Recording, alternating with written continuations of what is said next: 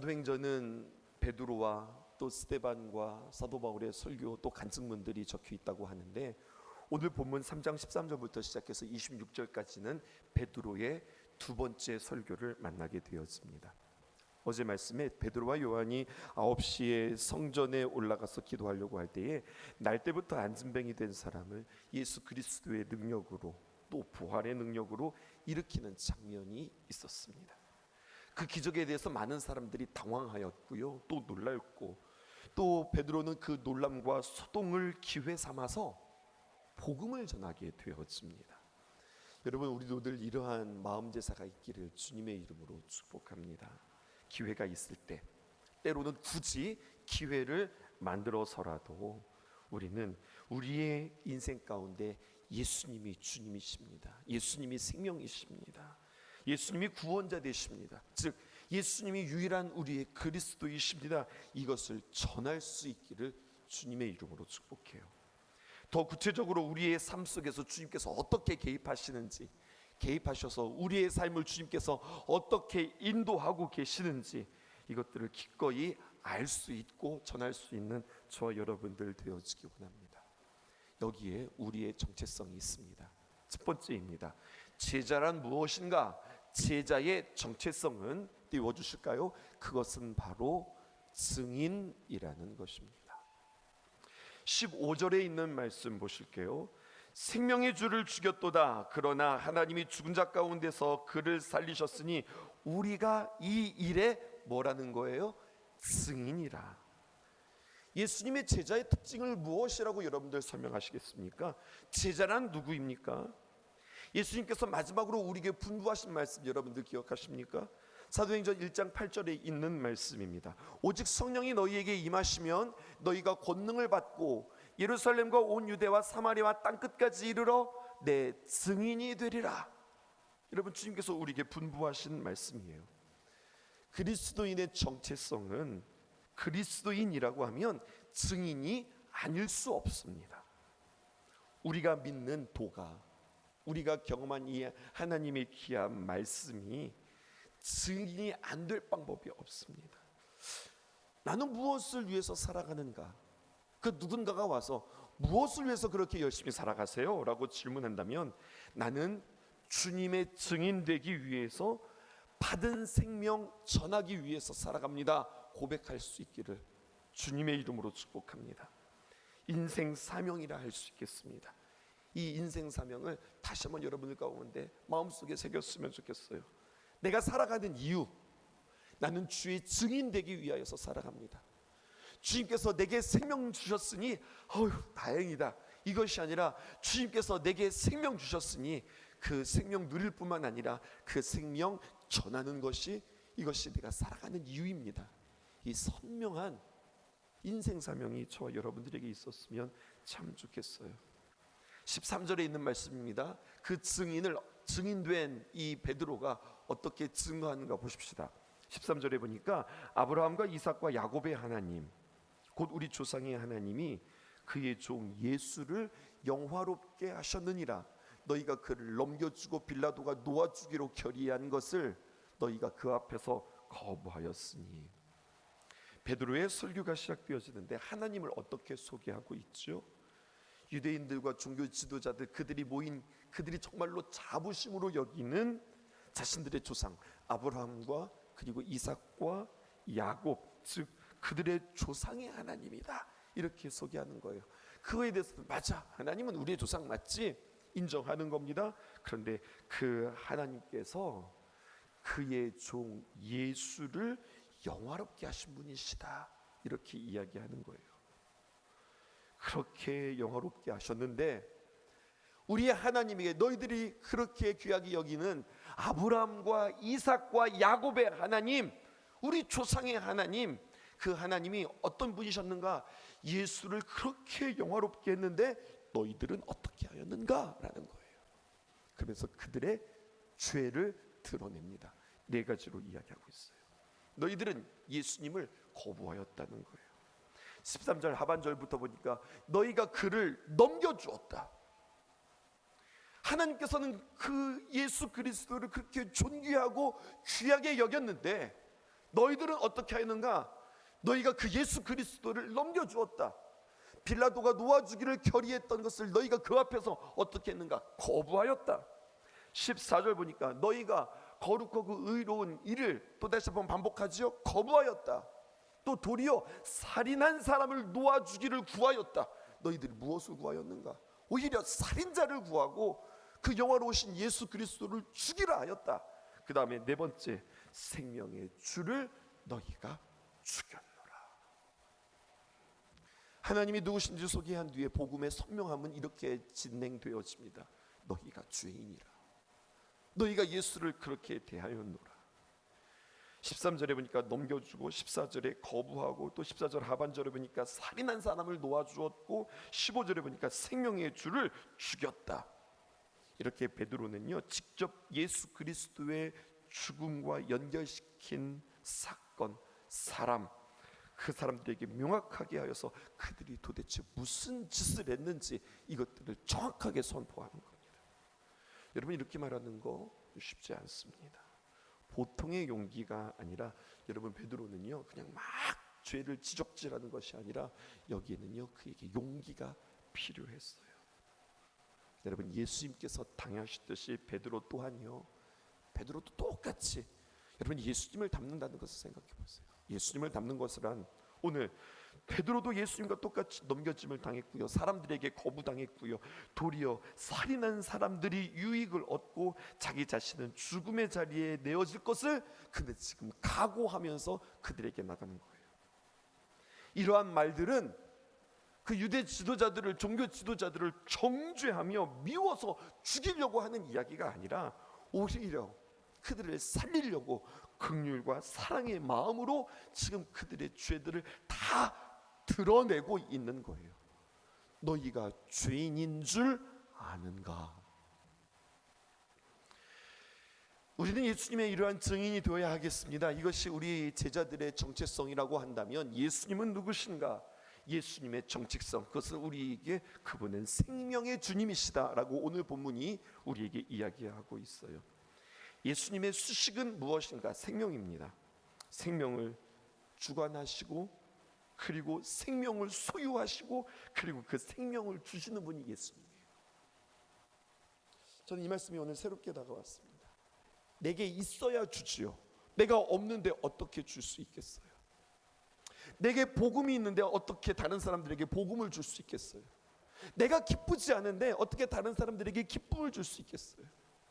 내 안에 예수로 인하여서 만족함이 없는데 다른 사람들에게 어떻게 예수로 인해서 만족하라 할 수 있겠어요? 오늘 보니 오늘 우리 예수님은 그 안에 생명의 주시라, 예수님을 생명의 주라고 수식하고 있는데 그 이야기는 다른 말로 말하면 그 예수님은 생명의 주관자시고 생명으로 통치하시고 그 안에 생명으로 가득 차셔서 그 생명을 나눠주신 분이 우리 예수님이라는 거예요. 그러므로 그렇게 생명을 주관하시고 생명을 소유하시고 생명을 주시기 위해서 이 땅에 오셨는데 사람들은 그 생명의 주를 너무나도 아이러니하죠. 생명의 주를 죽였다는 겁니다. 여러분 그들이 얼마나 무지하여 그들이 얼마나 악한 일을 행한 것임을 지금 베드로는 지적하고 있어요. 여러분 생명의 주를 죽일 만큼 죄는요 그렇게 무섭고 어리석고 무지할 수 있다는 것을 우리에게 이야기해 주고 있어요. 이러한 죄가, 지독한 죄가 우리 안에 있을 수 있다고 우리는 인정해야 합니다. 그런데요 오늘 이 말씀은 절망으로 끝나지 않습니다. 베드로의 이러한 선포는 이러한 모든 말들을 뒤집는 하나의 단어가 있어요. 다시 한번 보실까요? 15절에 있는 말씀입니다. 너희가 생명의 주를 넘겨주고 부인하고 도리어 살인자를 살리고 너희가 생명의 주를 죽였도다. 그러나 너희 다 죽였음에도 불구하고 이제 반전이 일어나는 겁니다. 그러나 하나님이 죽은 자 가운데에서 그를 살리셨으니 우리가 이 일의 증인이라, 이렇게 이야기하는 거죠. 여러분 이 일의 증인이라라고 하는 말을 여러분 한번 깊이 생각해 보세요. 예수님의 제자들이 증인입니다. 어떤 증인일까요? 내가 예수님을 만났잖아. 예수님이 살아나셨어. 내가 예수님이 십자가에서 그렇게 고통당하시고 죽으신 것을 보았으나 내가 또 본 게 있으니 예수님께서 부활하셨다, 예수님께서 다시 살아나셨다, 이것도 보았다는 거예요. 근데 여러분, 이것으로만 증인이라고 하는 이야기가 끝나지 않아요. 증인이라고 하는 것은요, 여러분, 이렇게 예수님을 육체적으로 만나는 것만 증인이 아니라고 하는 사실입니다. 부활하신 예수님을 만나고 그분과 다시 한번 교제하고 또 그분의 귀한 말씀을 듣자 자신들에게 무슨 일들이 일어났느냐? 성령이 임했고요, 그 안에 죄와 허물로 죽었던 자신의 생명이 다시 주님의 귀한 말씀으로 부활의 능력으로 내 안에서 살아나는 것을 경험하게 되어져요.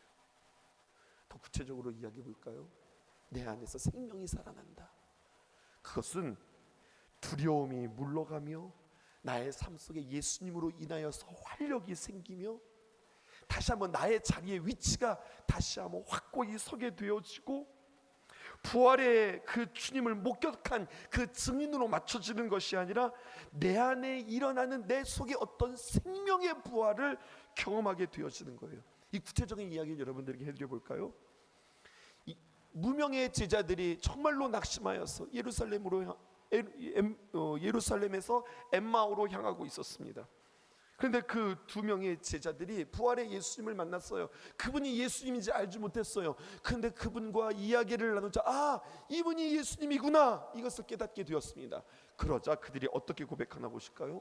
누가복음 24장 32절에 보니까 그들이 서로 말하되 길에서 우리에게 말씀하시고 우리에게 성경을 풀어주실 때에, 여러분, 그들이 지금 생명을 경험하는 거예요. 무슨 생명을 경험하느냐? 우리 속에서 마음이 뜨겁지 아니하느냐. 여러분, 단순히 그냥 마음만 뜨거웠을까요? 주님의 귀한 말씀을 듣자 가슴이 뜨거워지고 낙심했던 마음이 다시 한번 용기가 세워지고 두려웠던 마음 가운데 다시 한번 힘이 생기는 내 안에 생명을 경험하게 되어지는 거예요. 이게 부활의 증인이라는 거예요. 그래서 살아나신 예수님 직접 보신 분들 계세요? 없잖아요. 우리는 2000년 전의 사람들이 아닌걸요. 우리는 중동 사람들이 아닌걸요. 그런데 그 생명의 주님의 귀한 말씀을 내가 듣고 복음을 듣자 내 안에 그 말씀이 꿈틀꿈틀 움직이면서 내가 죄의 자리에서 벗어나고 나의 인생의 사명이 무엇인지 알고 내가 사역할 수 있는 귀한 힘들이 생기고 다시 한번 내가 주님 앞에 간절히 간구하며 기도할 수 있는 귀한 마음이 생기는 것. 여러분, 예수님은 누구시기 때문에? 생명의 주님이시기 때문에 이것을 우리가 경험할 수 있어야 하겠습니다. 우리 인생이 죄의 세력으로 눌림을 당하고 두려움에 휩싸이며 절망 가운데 있을지라도 하나님께서 죽은 자 가운데서 일으키셨던 것처럼 우리의 인생을 한 사람 한 사람 찾아오셔서 사망 가운데 생명으로 건지시고 그리고 어둠 가운데서 빛으로 인도하실 것입니다. 이제 가장 중요한 대목이 우리에게 만나 있습니다. 우리는 지금 이 땅에서 시간 속에 살아갑니다. 이 시간에 대해서 정확하게 정의하셔야 되겠습니다. 성경은 우리에게 이 시간의 정체성을 뭐라고 이야기하는가? 그것은 영광과 심판이라고 우리에게 이야기하고 있어요. 베드로가 예수 그리스도가 누구신가 담대하게 선포하면서 두 가지의 결론을 내려요. 여러분, 이게 복음의 마무리입니다. 무엇인가? 19절 보실까요? 이렇게 기록되어 있습니다. 그러므로 너희가 회개하고 돌이켜 너희 죄 없이 함을 받으라. 이같이 하면 새롭게 되는 날이 주 앞께로부터 이를 것이요. 여러분, 새롭게 되는 그 날이 주님으로부터 우리에게 이른다는 겁니다.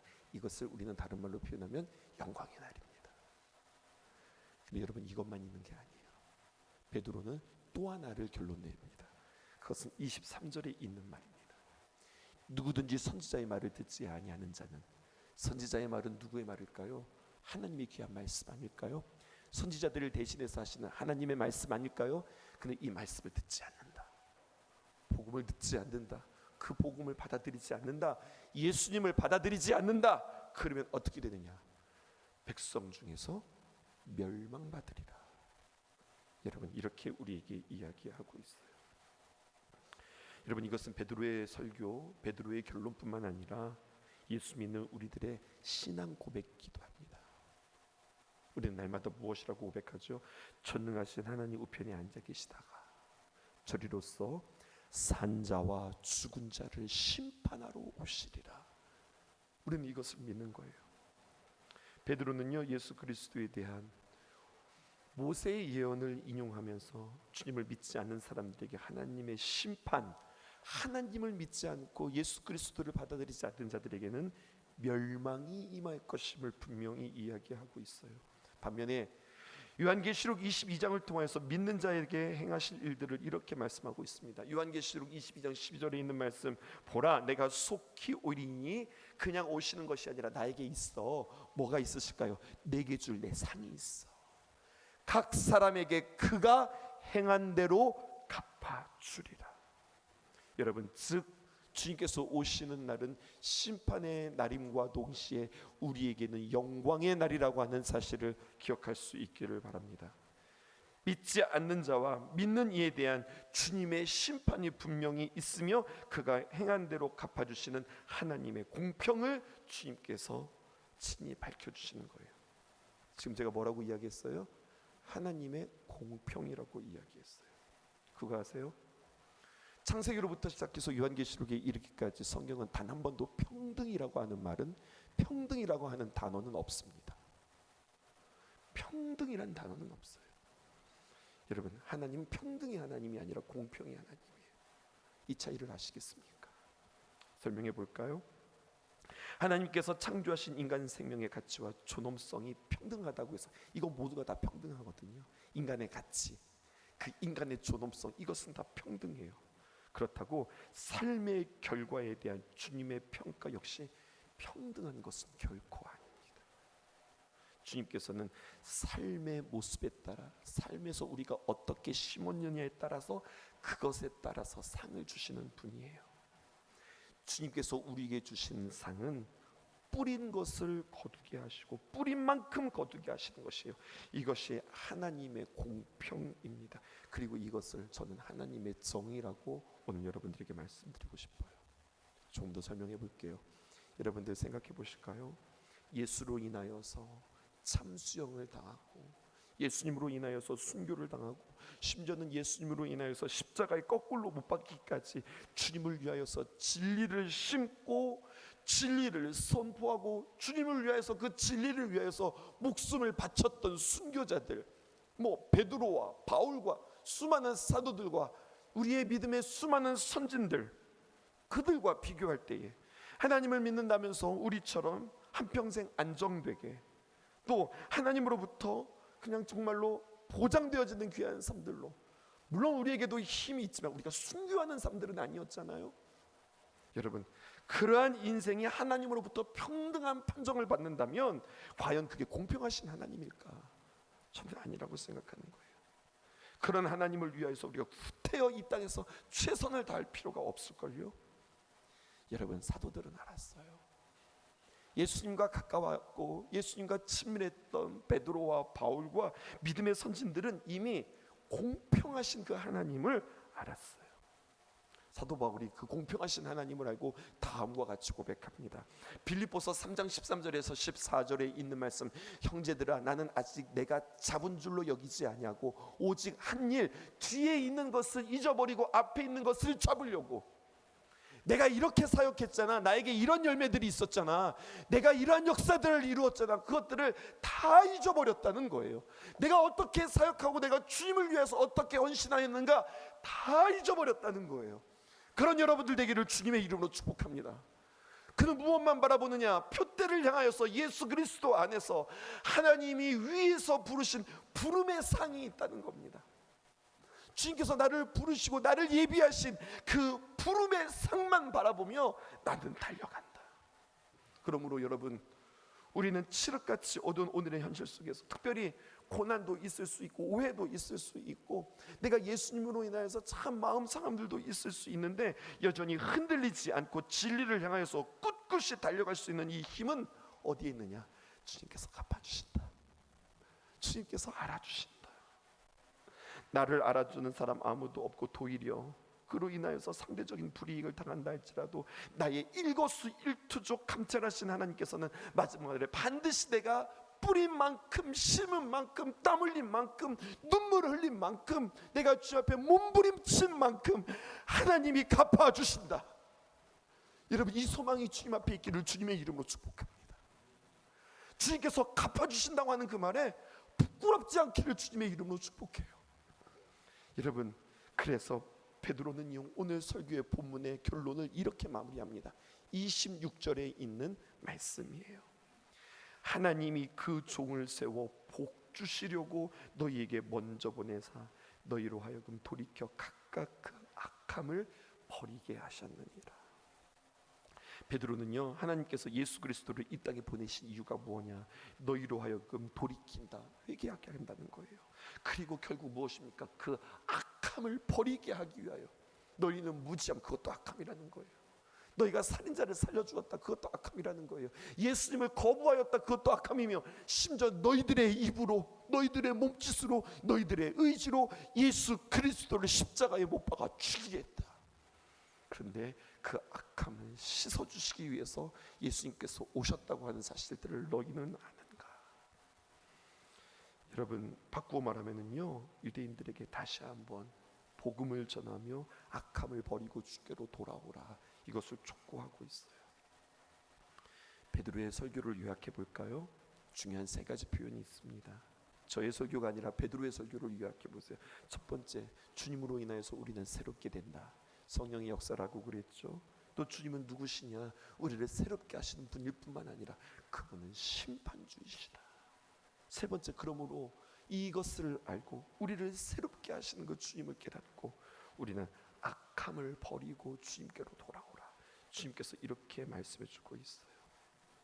끝으로 사랑하는 우리 신성의 성도님들께 도전합니다. 여러분들은 영광의 주님이 이 땅에 오신다고 하는 사실을 여러분들 믿으십니까? 여러분들은 주님의 심판을 믿고 있습니까? 정경대가 하나님 나라에서 받을 상급에 대하여서 여러분들 사모하고 계십니까? 그렇다면 구체적으로 내가 하나님 앞에 수고하고 애쓰는 것뿐만 아니라, 오늘 사도 바울의 설교의 결론은 뭐였어요? 매일매일 삶 속에서 버려야 될 것들을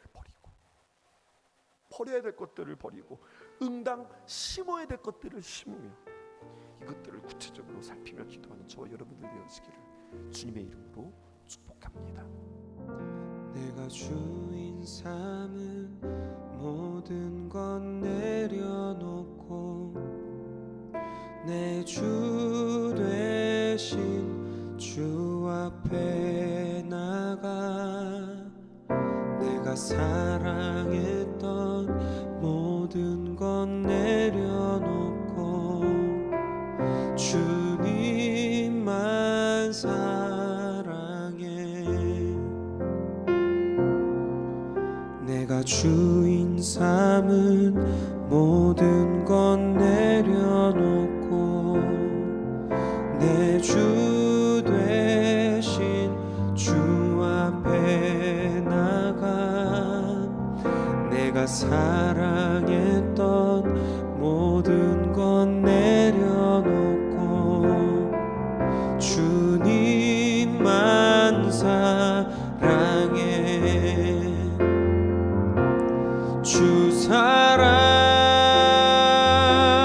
거친 풍랑에도 깊은 바다처럼 나를 잠잠케 해. 주 사랑 내 영혼의 반석 그 사랑 위에 서리. 내가 주인 삼은 모든 건 내려놓고 내 주 되신 주 앞에 나가 내가 사랑했던 모든 건 내려놓고 주님만 사랑해. 주 사랑 거친 풍랑에도 깊은 잠잠케 해. 주 사랑 내 영혼의 반석, 그 사랑 위에 서리.